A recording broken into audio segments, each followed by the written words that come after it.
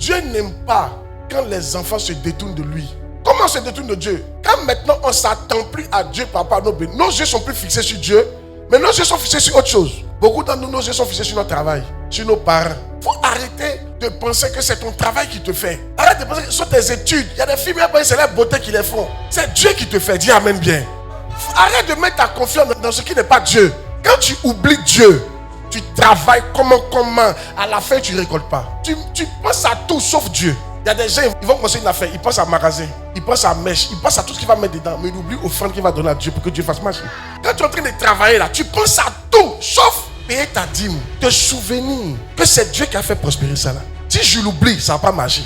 Écoutez, c'est pas parce que ça prospère que tu vas avoir. Tant que tu n'as pas encore pris toi et puis bénéficier, tu n'es pas sûr que Dieu est toi. Dieu peut te laisser faire prospérer les champs d'ordre. Mais au moment de la récolte, tu vois que toi tu n'as pas mangé. Parce qu'il t'a arraché ça. Mais ça arrive à quel moment? Ça arrive quand tu oublies Dieu. Et comment on peut oublier Dieu? On peut oublier Dieu quand on ne paye pas notre dîme. Normalement, quand la semaine commence, que tu commences à avoir l'argent, tu dois commencer à mettre ça de côté. Parce que tu penses à Dieu. Moi, chaque fois que j'ai de l'argent, avant de dépenser, j'enlève pour Dieu. C'est une manière de ne pas oublier Dieu. Pourquoi Dieu aime Jésus tant? Parce que Jésus donne sa vie pour la reprendre. Il renonce à sa vie pour le projet de Dieu. Quand Dieu a un projet dans l'église, les gens que Dieu va aimer pour ce projet-là, c'est ceux qui vont oublier leur propre projet pour le projet de Dieu. Ces gens de personnes-là, ils sont spéciales devant Dieu.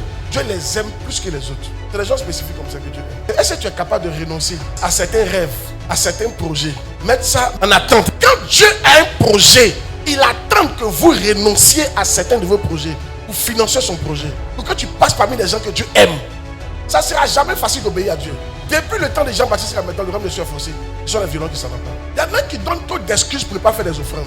C'est pour ça que Dieu ne vous aime pas d'une certaine manière. Obéis à Dieu là. Si tu ne forces pas, tu ne vas jamais obéir. Même pour servir Dieu, si tu ne forces pas, tu ne vas jamais servir Dieu. Il y aura toujours quelque chose qui fera que tu ne vas pas servir Dieu. Il y aura toujours un projet qui a fait que tu ne vas pas financer l'œuvre de Dieu. Il y aura toujours quelque chose. Et ce moment, tu dois dire, écoute, projet par projet, c'est le temps de faire. Je dois faire quelque chose pour Dieu et je force. Et c'est ce genre de personnes-là qui obtiennent le royaume.